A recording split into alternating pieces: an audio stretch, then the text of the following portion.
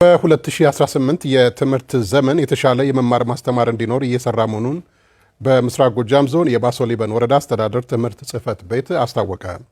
በወረዳው ዕድሜው ለትምህርት የደረሰ አንድም ሕፃን ከትምህርት ገበታ ውጪ እንዳይሆን በተመረጡ ትምህርት ቤቶች በአንድ ቀን ጀንበር የተማሪዎች ምዝገባ ተካሂደዋል። መረጃው የወረዳው የመንግስት ኮሚኒኬሽን አድርሶናል። ግብረ ወርቅ ጌታቸው ታቀርበዋለች።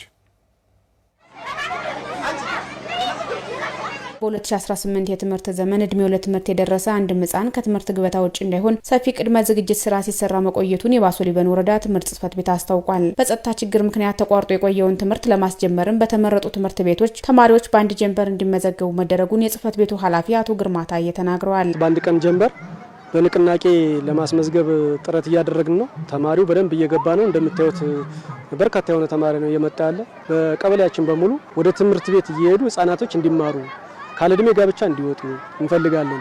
ህጻናቶች ካልተማሩ ነገ የሀገር ተረካቢ ያሆኑ።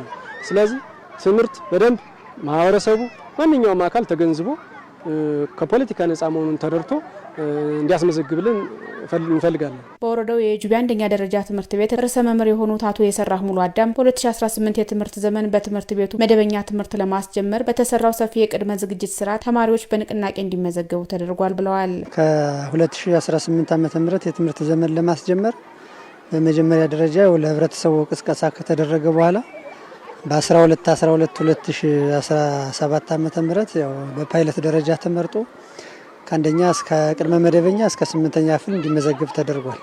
ሁሉም ለትምህርት ትኩረት ሰጡ። ከግራ ከቀኝ ያለው ሁሉም በአንድ መክሮ የባለድርሻ አካላት ሁሎችም ተማሪ አቋርጠው የነበሩት ተማሪዎች ሁላ ወደ ትምህርት ገበታቸው መጥተው የ2018 ዓ.ም ትምህርትን ያው በአዲስ ምዕራፍ እንዲጀምሩ ነው የሚያሳስበው።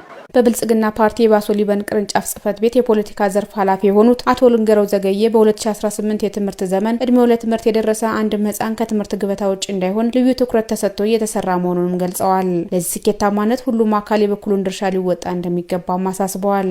እየተጎዳ ያለ የአማራ ክልል ወጣት ተማሪ መሆኑን ተገንዝበው ከትምህርት ስራው በቋሚነት የሚዘልቅበትን መንገድ የሃይማኖት አባቶችም ወጣቱ የሀገር ሽማግሌ እና እያንዳንዱ የህብረተሰብ ክፍል ተቋርጦት የነበረው ትምህርት ስራ በሁሉም ትምህርት ቤቶች እንዲከፈቱ የበኩሉን ድርሻ እንዲያደርግ ጥሪ ማስተላለፍ ፈልጋለሁ። በጁቢ አንደኛ ደረጃ ትምህርት ቤት የተማሪዎች ምዝገባ ላይ የተገኙት የምስራቅ ጎጃም ዞን ትምህርት መምሪያ ባለሙያ አቶ ቻላቸው ይበይን በክልሉ 2 ዓመት የሞላው ግጭት በትምህርቱ ላይ ጥቁር ጠባሳ ጥሎ ማለፉን ተናግረዋል። በቀጣይ ትምህርት ቤቶች መደበኛ የመማር ማስተማር ስራቸውን እንዲያከናውኑና ለተማሪዎችም የተጠናከረ ትምህርት እንዲሰጥ ሁሉም አካል የበኩሉ ሚና ሊወጣ ይገባል ብለዋል።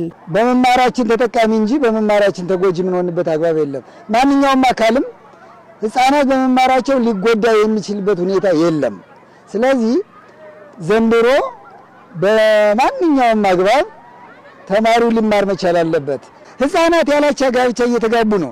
ስለዚህ ባለድርሻ አካላት ለትምህርት ልዩ ትኩረት ሰጥቶ የራሱን አቅም ችሎታ ሁሉም ነገር ተጠቅሞ ተማሪዎች ሊማሩ የሚችሉበትን አግባብ መፍጠር አለበት። በወረዳው በአንድ ጀንበር ተማሪዎችን የመመዝገብ ስራ በተመረጡ ትምህርት ቤቶች መካሄዱን ከትምህርት ጽሕፈት ቤቱ ያገኘነው መረጃ ያመላክታል።